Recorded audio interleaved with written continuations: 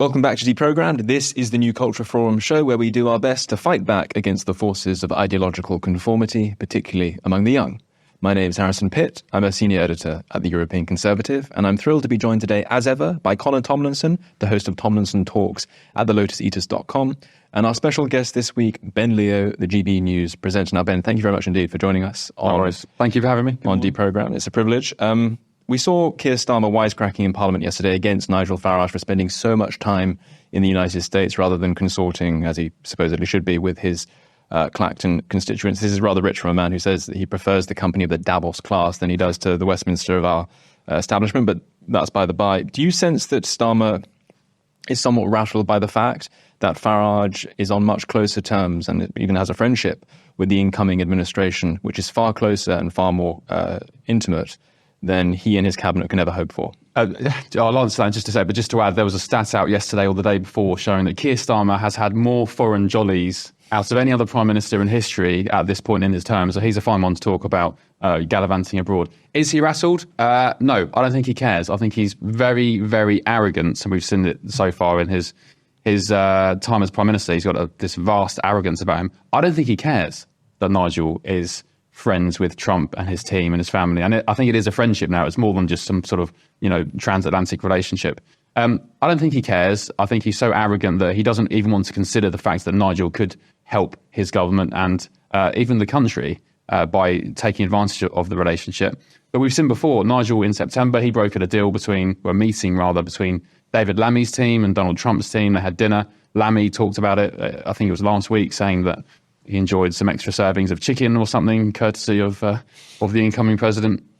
So no, I don't think he's rattled. I think he's arrogant. I don't think he cares about it. And I mentioned last night on GB News, the intelligent and wise thing to do as Starmer, as the Prime Minister, would be to take advantage of that relationship between Trump and Farage. But he won't. Of course he won't. I think he's just completely arrogant. But we've seen how impactful that relationship can be, because reports breaking yesterday show that Donald Trump is considering vetoing the Chagos Islands deal. So admittedly, it was James Cleverly who opened the negotiations. I'm not going to blame it all on Labour, but Lammy and Starmer have surrendered the Chagos Islands. Now, apparently, if reports are to be believed, pressure from Nigel Farage behind the scenes on Trump and his incoming administration means that the deal will be vetoed. So the Chagos Islands are staying with Britain, it seems. We'll come back to the Chagos Islands momentarily then. Okay, so maybe he's not rattled by Farage, but do you think that he is at least has enough wherewithal to be embarrassed by some of the past comments made by his own foreign secretary, calling Trump a KKK, Nazi-adjacent character? And indeed, recently, you were telling us before we started filming that Sadiq Khan's trebled down on his anti-Trump rhetoric. Breaking today, Sadiq Khan has been on on another podcast about high-performing people. I'm not sure why Sadiq would be on that, bearing in mind the title, but he's trebled down, saying Trump's policies are racist, homophobic, Islamophobic, whatever else ism you can think of. Against short people, apparently. He felt the need to bring that one up. Yeah, so the quote was, he doesn't dislike me because I'm 5'4" or however tall he is. He says he dislikes me, Trump, because of my skin colour and because of my faith. So, even though he's well aware Trump is about to take office again, the same way as I believe Starmer thinks and perceives things, he doesn't care. He doesn't care about diplomacy or building relationships. He's trebling down again. I mean, Trump doesn't dislike... I shouldn't think Trump actually cares about Sadiq Khan. He probably, much like Arsenal and Tottenham, Arsenal fans don't really care about Tottenham because they're, an insignificance. But much like Sadiq Khan and Donald Trump, I don't think Trump really cares about him. And it's most certainly not because of his faith or his skin colour. He's just appointed Vivek Ramaswamy to the government of, the Department of Government Efficiency in the US. So it's clearly nothing to do with skin colour. Might be to do with maybe hoisting a stupid juvenile blimp above London during Trump's special state visit to visit the Queen some years ago. Who knows? Sadiq Khan probably is rattled, that's fair to say. Yeah, I don't think any of these people are actually bright enough to be rattled and tactically minded. We know, for example, I think it was BBC Newsnight, when Emily Thornberry was asked, should Nigel Farage be the de facto US ambassador or even appointed to deal with Donald Trump to make things a bit more favourable because of that Time magazine piece by David Lammy or even comments by the rest of Labour's front bench, including Angela Rayner. And she just laughed and went, nah. And it's because, much like Keir Starmer, who has said he doesn't have an internal monologue and he doesn't dream, I genuinely think most of this government... Did he say that? He did. He said he doesn't dream. Explains a lot. I think this government are ideologically bankrupt and genuinely too stupid to pivot from a deeply entrenched position. And also, I think Sadiq Khan is just fundamentally dishonest. I mean, he was dishonest about the research that he published to do with ULEZ. He was dishonest about the advertising when he said that white families do not represent London. So I think now he's just being fundamentally dishonest, and he's blaming Trump's victory on all these abstract forces like racism and sexism and white supremacy, despite Trump making double the inroads with young women than he did with young men. As a proportion of vote share was larger that swung towards Trump than young men. And he made inroads with blacks and Latinos. And he's obviously running a very popular campaign, having won the popular vote. So the idea that Trump doesn't have a mandate to govern, that he isn't in the best interest of America, and that being an Anglophile, he wouldn't be wise to deal with and get on side is ludicrous. I just think Labour are just addicted to ideology. I quite understand this rhetoric from those on the left who suggest Donald Trump is purely in it for business and he doesn't really care about Britain. His mother was born in Scotland. He's got golf courses in Scotland. He loves Britain. He loves the Queen. We saw in that released video from the plane, Trump's got this new book. I was going to buy it actually when I was over in New York, but it's a massive book of pictures of Trump's activity and, sort of jaunts over recent years during the presidency and whatever else. And there's a dedicated section to the royals. He genuinely loves the royals. And I interviewed his son, Eric Trump, about maybe 2 months ago. Went up to Scotland to the golf course there to speak to him. And I was speaking to him off air, and they genuinely love Britain. There's a fascination with Britain. So when people say Trump doesn't care about Britain, he'll get what he can out of the deal, and that's that because he's a clinical businessman, I really don't believe it at all. And your colleague and our friend, and your friend presumably as well, Stephen Edgington at GB News, even covered the way in which the BBC were militating against the fact that Trump was in office again. They were comparing Elon Musk to the industrialists who had bankrolled the National Socialists in the 1930s and who had benefited from some of Hitler's economic reforms in the early 1930s and all that sort of thing, like really, really stretching with these sorts of half-educated analogies. That is to say, there is clearly, I suspect that people like Sadiq Khan, maybe Starmer doesn't have enough of an interior life to be worth mentioning in this light, but people like Sadiq Khan, they see the fact that they don't care about any of that stuff that you're talking about. The fact that Trump feels an immense sentimental attachment to Britain, the fact that his mother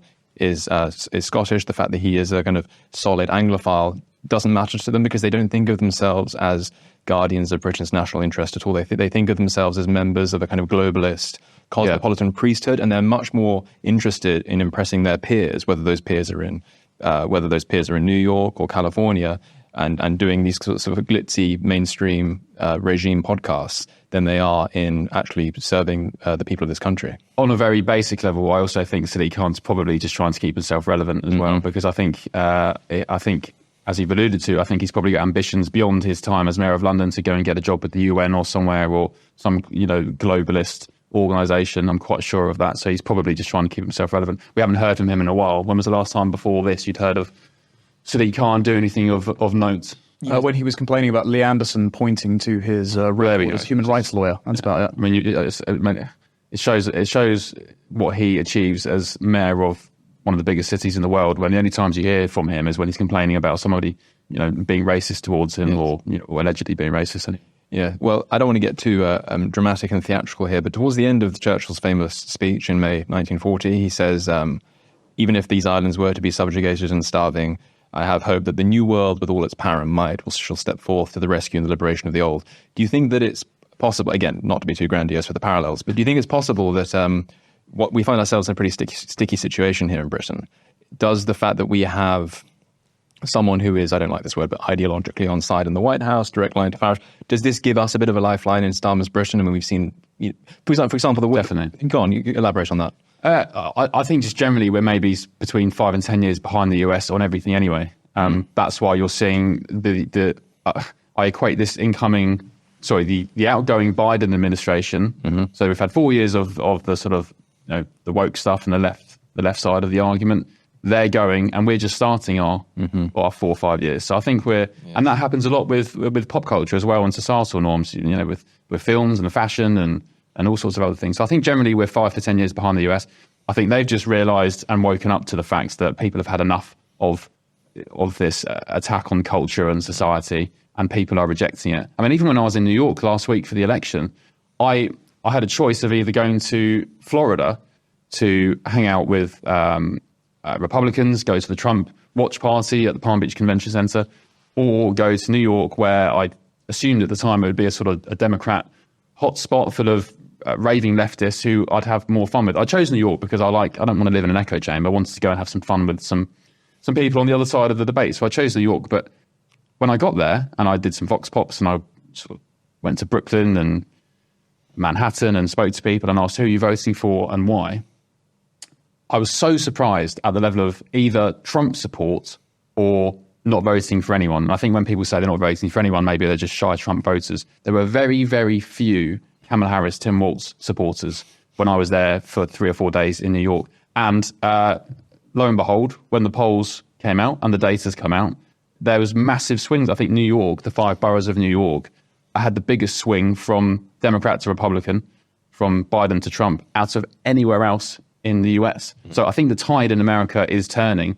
And I think in the UK, we're probably not that far off. Let's get over this Labour government. Let's get over the nonsense that they're going to be delivering, that they've already delivered. And I think eventually, even those who did vote Labour will start to kind of hold their nose if they see it as that and vote for the common sense candidates. I wish I were as optimistic as you. The reason why I think we might be a bit further behind the US than even just 5 years and Starmer and Biden aren't direct parallels, even though both of them, let's say, talked moderate and sprinted far left in their policies, is we don't have an Elon Musk equivalent, and that cannot be underestimated in getting Trump's message out there, reviving his Twitter presence, ensuring that the means of information distribution are favorable to people that just want to tell the truth. Musk also obviously has a global reach. We saw that with the recent amplification of Alison Pearson's non-crime hate incident story that happened yesterday.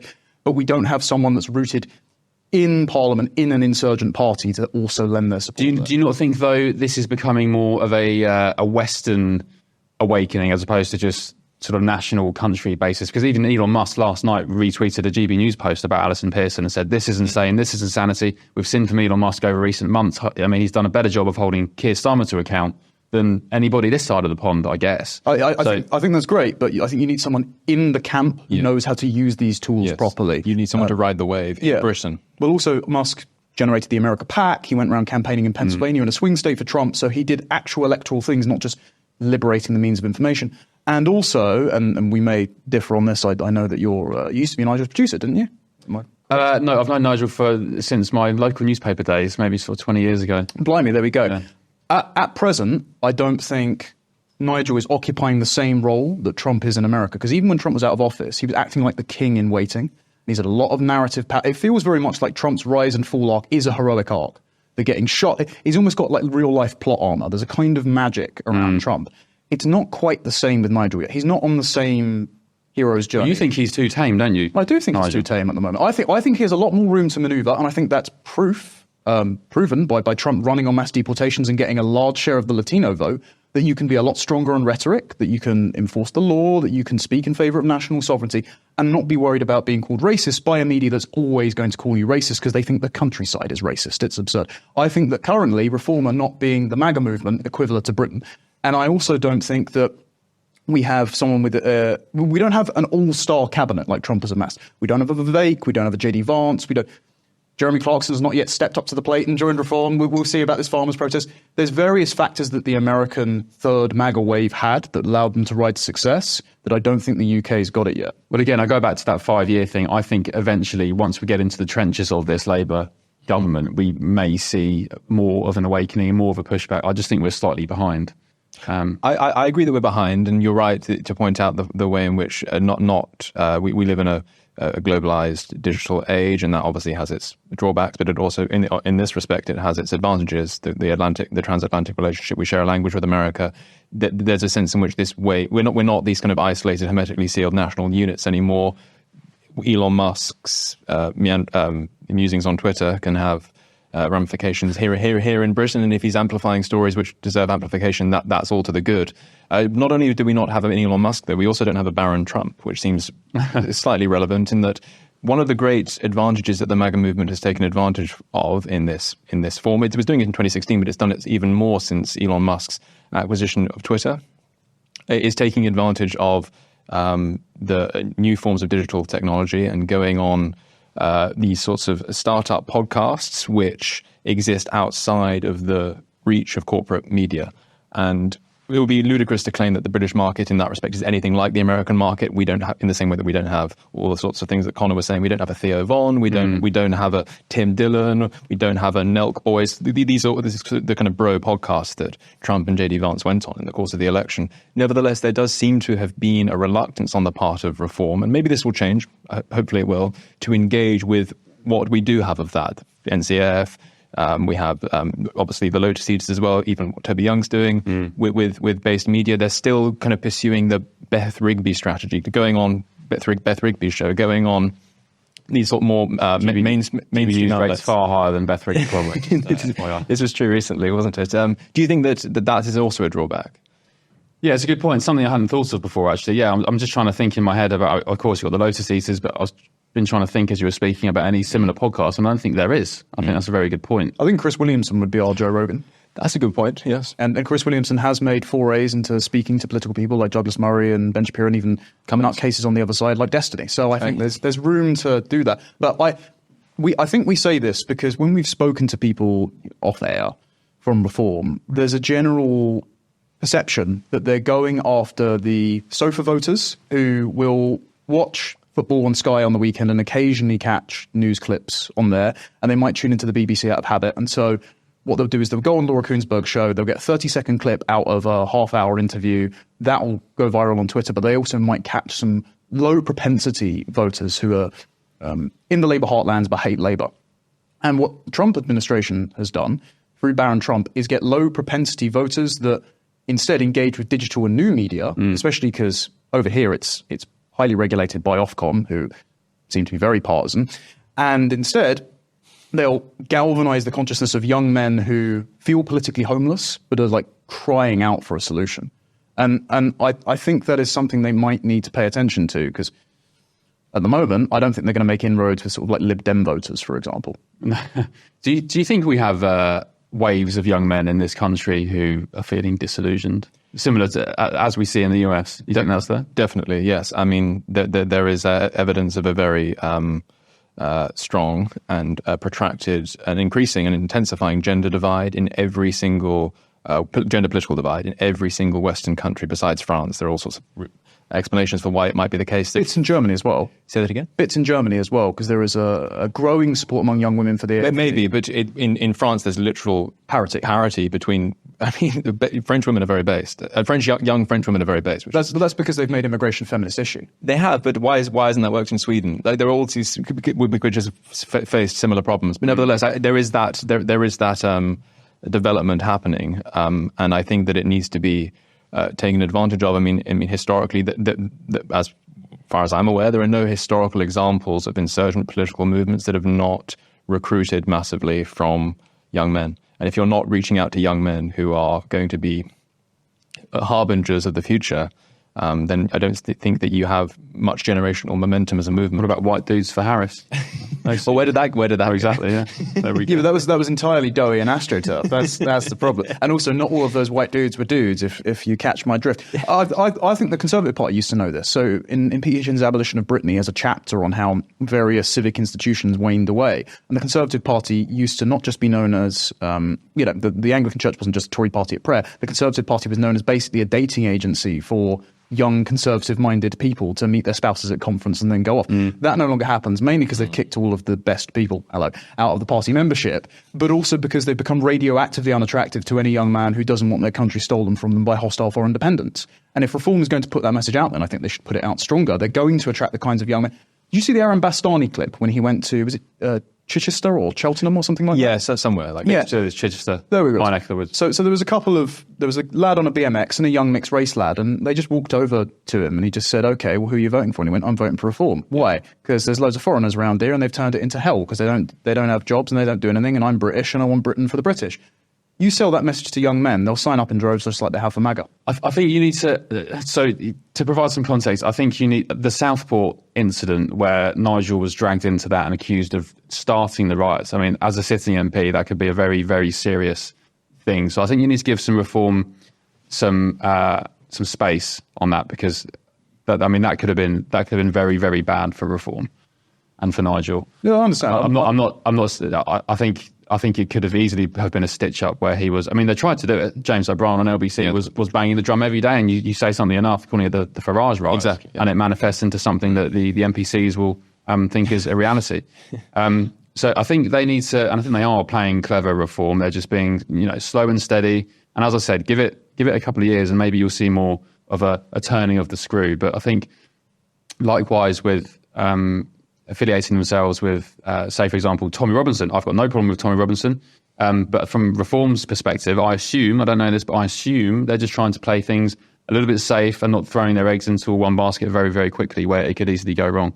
One other possible advantage of this, and Connor's already alluded to this, and I'm wondering what you think, Ben, because I've noticed that GB News have been doing some really, really excellent work, shining a spotlight, not so much on relevant statistics themselves, but shining a spotlight on when statistics are hidden from us. And so I forget all the names of the presenters, so I'm not going to try and say, but hammering home on how many foreign, what are the crime rates between different foreigners, foreign communities living in Britain? Patrick Christ's team tried to procure these, and they offered the Ministry of Justice the money to actually carry out the study. And because the Ministry of Justice said, "Oh, it's just too expensive," and they said, "No, we're still not going to do it anyway." Exactly. So just exposing that it's a choice is very solid. And welfare dependence as well. Do you think one of the things I really, really do like about Elon Musk's Twitter, despite the accusation from the other side that it represents a kind of oligarchic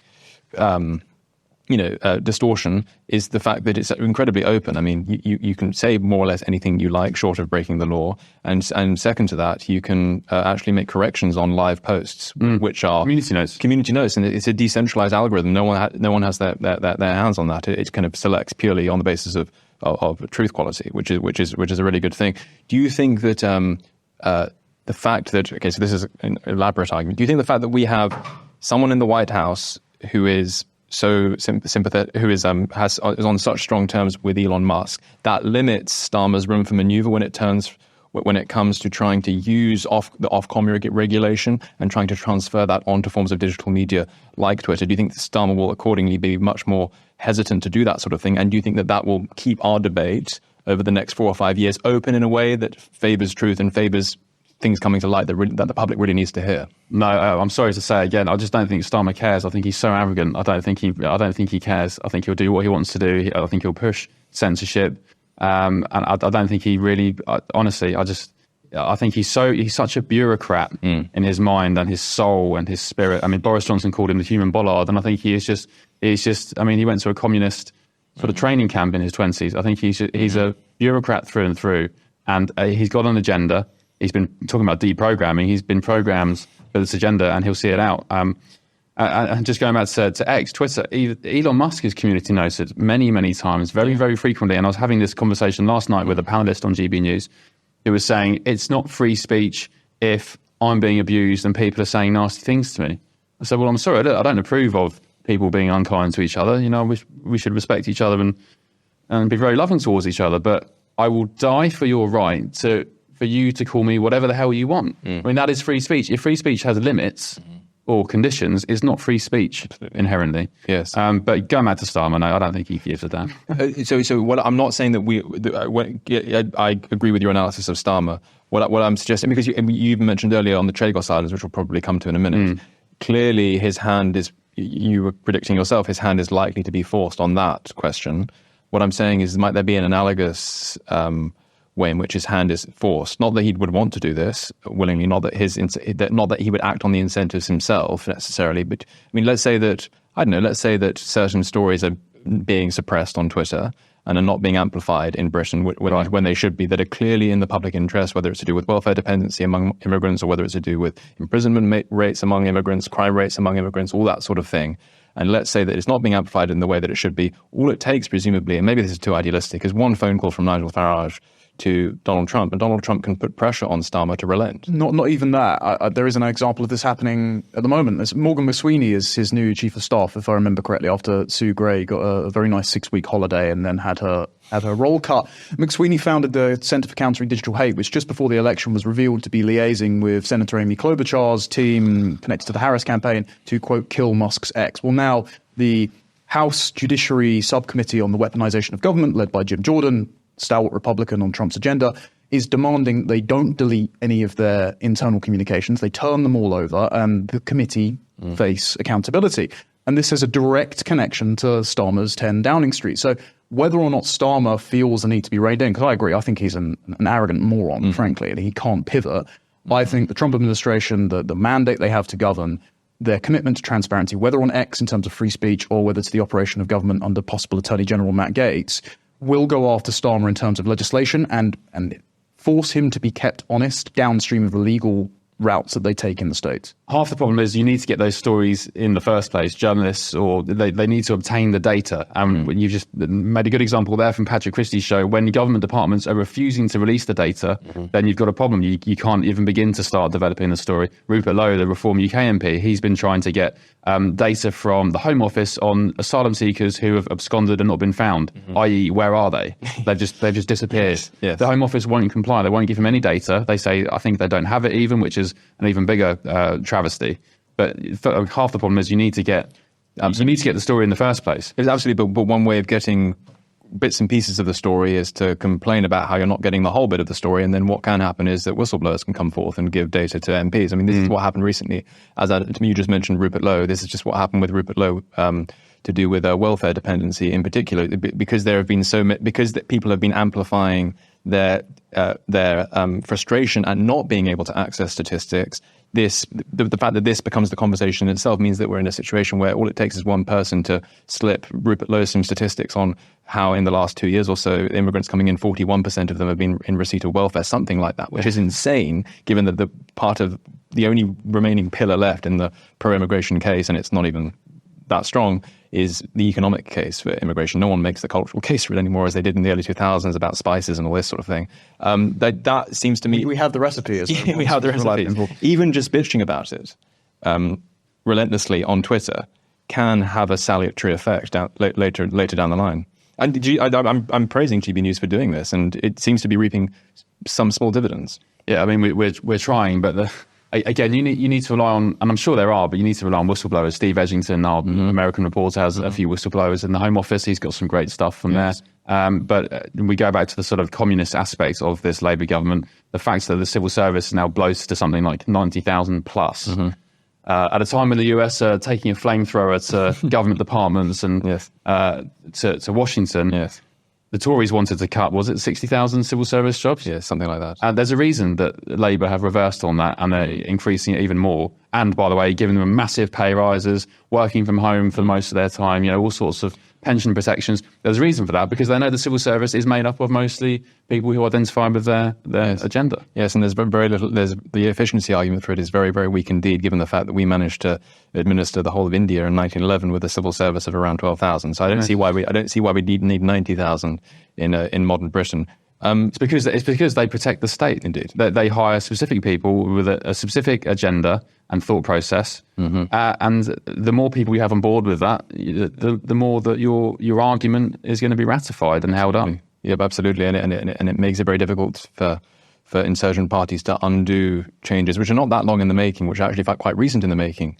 And to do the sort of thing that David Starkey's talked about, a kind of restoration bill, undoing much of Blair's revolution, it's much harder to do if all of the people who would be tasked with carrying that out, all of the people who inhabit the machinery of state, are radically in favour of it and resistant to counter-revolutions. Well, they also get 2 years severance pay. So you'd even need emergency legislation to sack them all and you're going to get legal challenges unless you do a Great Repeal Act. But then you've got to have them carry out the Great Repeal Act. And then if you try and make the case for any government department to be cut to something like the OBR, well, they don't advise this and they don't allow it, because if their modelling is only 1 year in the cycle, they'll say, well, any cuts to government departments will take 2 years to show up. Therefore, we can't justify it because it's outside the 1 year. You've got to make budgetary cuts now. So the entire engine of state just exists to grow itself and manufacture contempt for itself. And also the way they treat civil servants, as I said, with pay rises and favourable working conditions and whatever else, I'm sure they get lots of nice benefits. The same thing we saw in COVID. The dissidents aren't going to speak out if they're sitting at home, they're getting paid to sit in their boxer shorts and watch loose women all day. They're not going to complain or they're less likely to think, hang on a minute, this isn't right. What's going on here? Because you've got a cushy life, you've got a nice job, you've got a family to look after. If you pack the civil service with people who are politically aligned with you and also they're getting a nice compensation package in return, they're not going to speak out if something's amiss or they think something isn't quite working the way it should. So Ben, you've said that you think that, and I think there's some truth to this. It's just a question of filling in the specifics, that we're, whether it's 5 years behind, 10 years behind, 15 years behind, we're somewhat behind the United States, but we exist on a similar timeline, and there's every reason to hope and believe that the same factors which have precipitated what we've just seen in the United States may later down the line occur here. Whether the question I've been trying to push you on this is that, do we actually think that rather than us just proceeding at different paces, but eventually being to the same place, the fact that America has got there now can actually speed up and expedite the process whereby we get to the same place? And so far, when I've been talking about how it will actually causally affect us, you've been quite pessimistic about that. Is there any way in which you think that this will have ramifications in Britain? I think we need to get into the gutter before the people we need to jump on board with this shift in societal changes and cultural changes. I think we really need to see, much like addicts or whoever, you need to be in the trenches, and things need to get bad before people start to wake up and realise something's wrong and we need change. I think that will come in the next 5 years. Yeah, I think Labour's attacks on small family farms, as another great thing that GB News does is get people to just come out completely mask off. Former Blair advisor John McTernan going on Patrick Christmas's show the other night and says, "Oh, we don't need them. We can just get rid of them. We can treat them like Maggie Thatcher did the miners. Not the miners' strikes.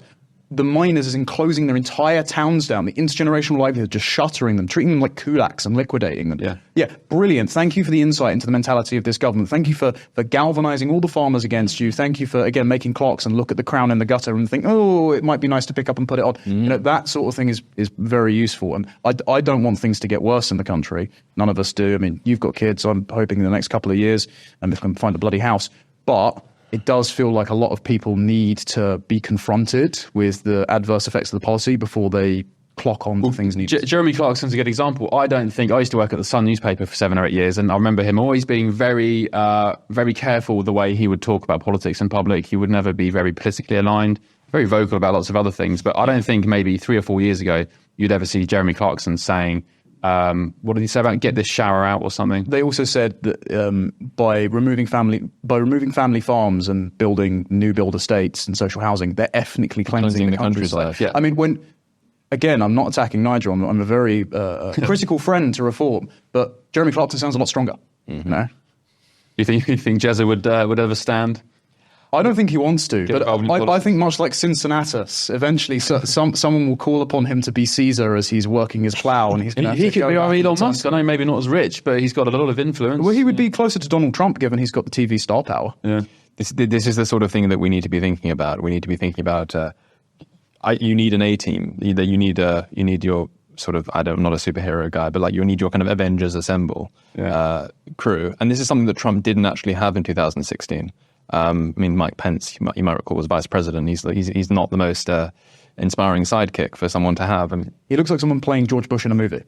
He does indeed look like someone playing George Bush. Or I think quite a funny comment I once saw is that he looks like Anderson Cooper if Anderson Cooper was straight.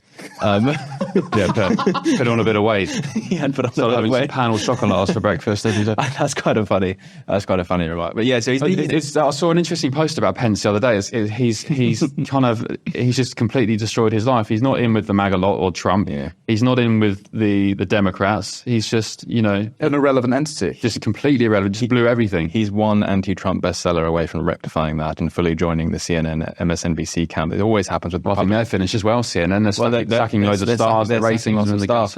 But it still is. I think there will still be some of that gig left over, the cushy gig for people who were. I mean, look at the way that they reported on. I forget the name of the general. Was it John Milley, who was saying that? No, it was General. Who was the one who said that called Trump a fascist directly? Oh, this is John Kelly. John Kelly, and who am I thinking? And General Milley had said similar things. I mean, you get an instant sinecure as the kind of newly respectable Republican or newly respectable right wing or newly respectable conservative if you go down the anti-Trump route. So that option is open to Pence. But anyway, having said that, we need a sort of similar A team here. Like Connor mentioned, Vivek, Musk. You've got people like RFK. You've got people like Tulsi Gabbard. You've got a real kind of mix of people here. And Tom Homan, who's going to be an actual border czar who actually takes that role seriously, unlike Kamala Harris when she was in the post. This is all very encouraging, and I'm not being critical here, but as long as reform is just kind of Nigel Farage's outlet, kind of one-man band that lives or dies with his political fortunes are equivalent to theirs, as long as there's no heir. I didn't even mention J.D. Vance. You need to build a competent team, and there's no reason why Nigel can't still be the king of this crew, but it needs to be a proper court. It can't just be a kind of one-man kingdom. I think you're right. I can't think of any big name apart from, Jerry Clarkson's a good shout. James Dyson's been very vocal, but is he a personality? Could you get him? Could you get him on stage and give the same kind of oomph and a barnstorming war cry as, say, I don't know. I was going to say J.D. Vance, but he's quite smooth in his delivery. Yeah, he's very impressive, J.D. Extremely impressive. You don't need to be. I don't think you need to be everyone has to be a performer. I'm a huge fan of Stephen Miller. Who's like kind of the dark lord of MAGA, I guess, who's just knows the American immigration system, both legal and illegal, inside out, knows every single law that needs to be known, knows exactly how. If you were to give him, not saying you should do this, but if you were to give him absolute power, he would secure the border in a day, and he would make America's legal immigration system much, much better. Much more selective. A great example of this is RFK. But he's not charismatic is the point, but it doesn't matter too much. Yeah, well, RFK has vocal fry. He's actually quite difficult to listen to. It's absolutely not his fault, but he's incredible on policy and people like him. And so folding him into the MAGA contingency adds another loyal person that is on message, that is going to be capable of governing a government department, but also he's not attempting to and cannot outshine Trump. So I think bringing people into your orbit that are notable names, but they don't even need to be the showman. They're just ready to get shit done. Well, that said, was Trump's landslide win down to his team, or was it down to the fact that people had just had enough? They had enough of not being able to afford groceries, not being able to buy petrol or diesel or gas, as they call it. Had they just had enough of the cost of living crisis, for example? Or was it this A-star team? This is my point. Do we, when we get to 4 years' time and everything's turned to shit, do we need an all-star team of big names and great performers, or is it enough that the country's just shit and people have woken up? Yes to both. And the reason I would say, one, there's a New York Times piece that came out a couple of hours ago today that interviews a lot of young voters, and they say, why did you vote for Trump? And a few of them are Kamala Harris's ads towards women, with women lying to their husbands, really patronize me, so that put me off. So it's a lot about messaging, less about these sort of materialistic economic analyses. One was a 24-year-old high school teacher who said, look, I was told all these guys were weird. I listened to Trump on Joe Rogan. He seemed more normal than the other side, and boom. So you're reaching a whole new audience of low propensity voters. And there are entire blocks of people that like personalities, like key issues, like mums that are concerned about health, for example, for their kids, who are enthused about RFK, and then you move that entire block on a single issue into that coalition without compromising the vision of that coalition. And the other reason is, as soon as you get in, it's all well and good. There's a former Reform UK guy, I can't remember his name, but he often replies to my tweets.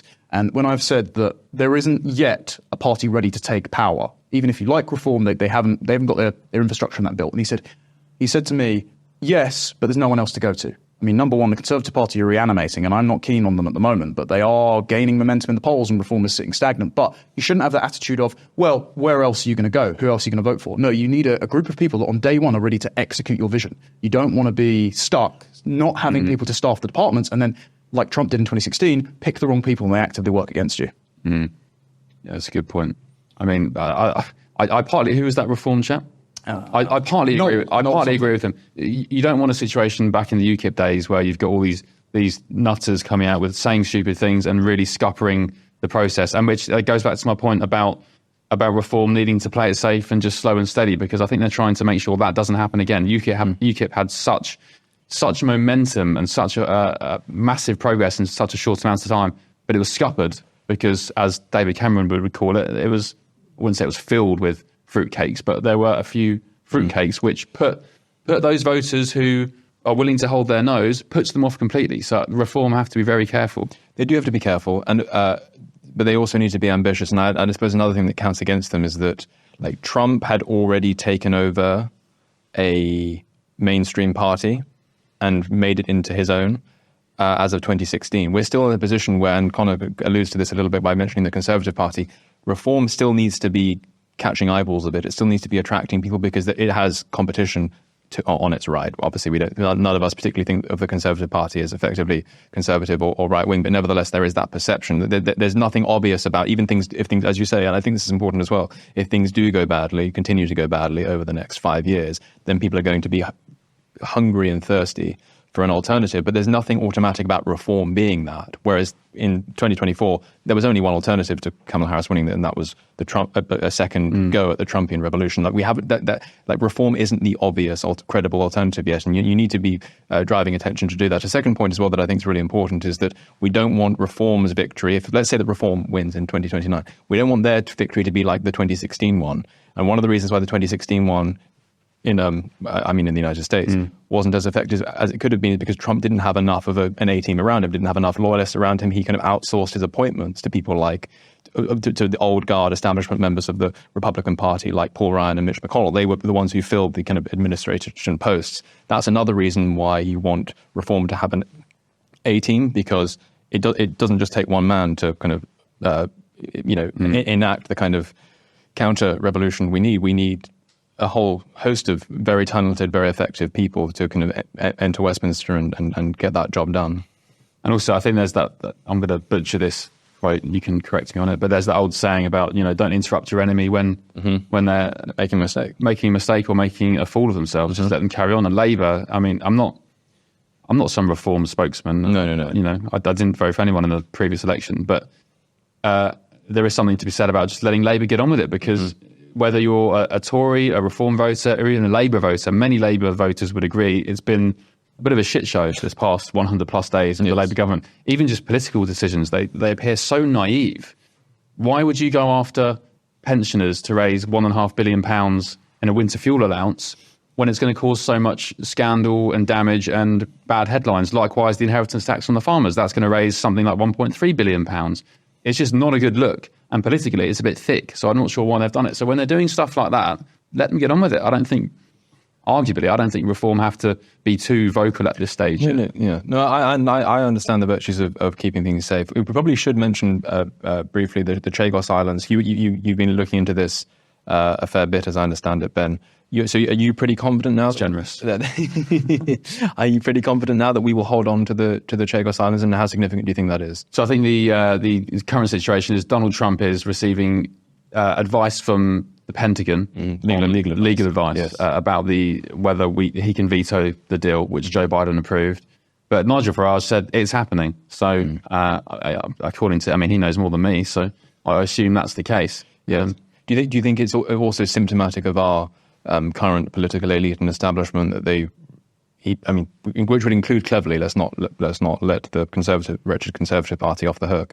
Do you think it's symptomatic of their approach to Britain's role in the world that this even got off the ground in the first place? Well, I think it's a complete joke. You say cleverly as a Conservative, but when you say that, I think many people would think, well, there's not much difference between the Conservatives and Labour. They put them in the same box. Yes.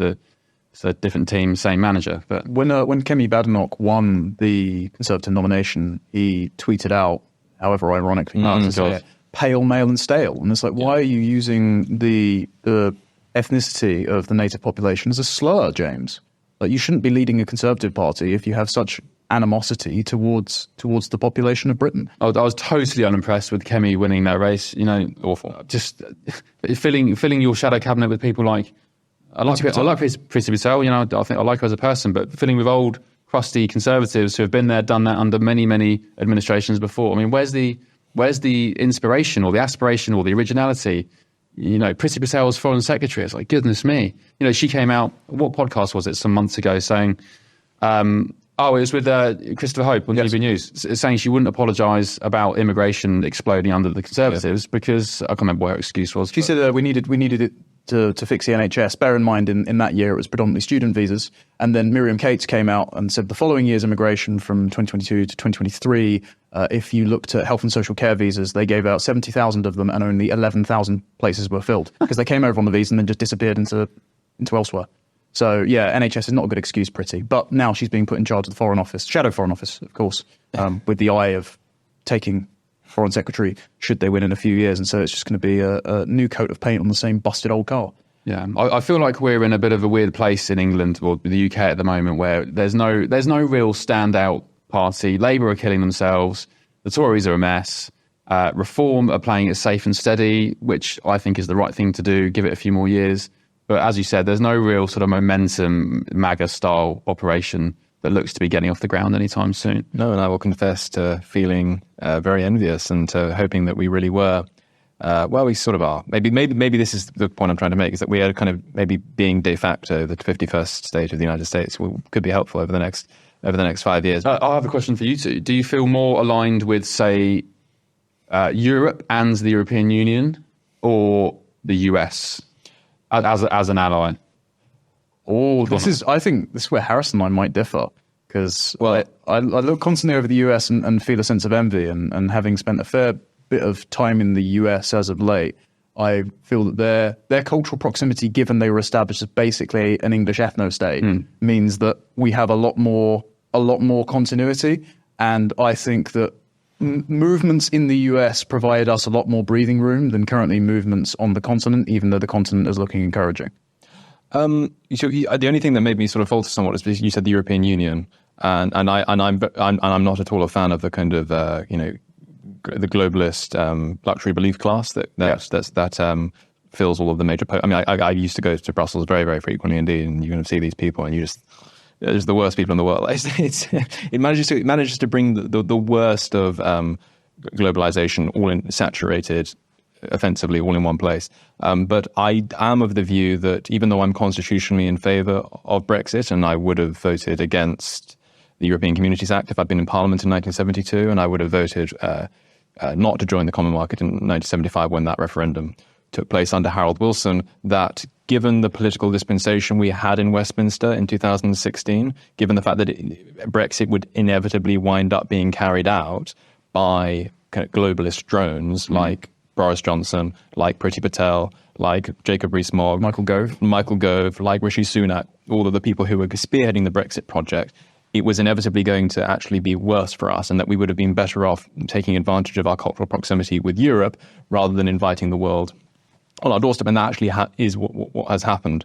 Brexit has been worst for immigration. I much prefer kind of culturally proximate poles than I do, low-income, welfare-dependent Somalis. I mean, that's better off, because Poles they have no incentive whatsoever to support anti-white identity politics. They're more likely to return home, and they're more likely to make a net fiscal contribution. So, and there are a host of other things that make them more better immigrants. And so, but at the moment, I definitely think that the linguistic links we have with the United States makes them probably a better ally. Although it's very contingent on what happens in France and Germany. I mean, if the AfD make breakthroughs this decade, and if they're going to be banned, I think, aren't they? The AfD. Well, they're facing that difficulty. Yes, they're facing immense pressure from the German federal state. But likewise, if Rassemblement National in France do well as well, then we could be very, very. We might be woke North Korea. Woke North Korea. We will be the only ones. Yeah, us in Canada.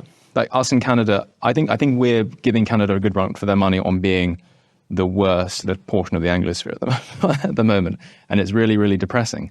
But I guess we'll see what happens. Now, Ben, do stick around. Be very enjoyable, because we're going to ask you some questions that have been sent in by our members. But thank you for coming on for now, Connor. Thanks very much as ever. If you want to avail yourself of many of the benefits of being an NCF member, you can sign up below, and you can listen to the extra 10 minutes that we have here with Ben Leo. But as for now, thank you for joining us in Deprogrammed. Make sure to like, subscribe, leave a comment if you wish to do so, and we shall see you on the next one.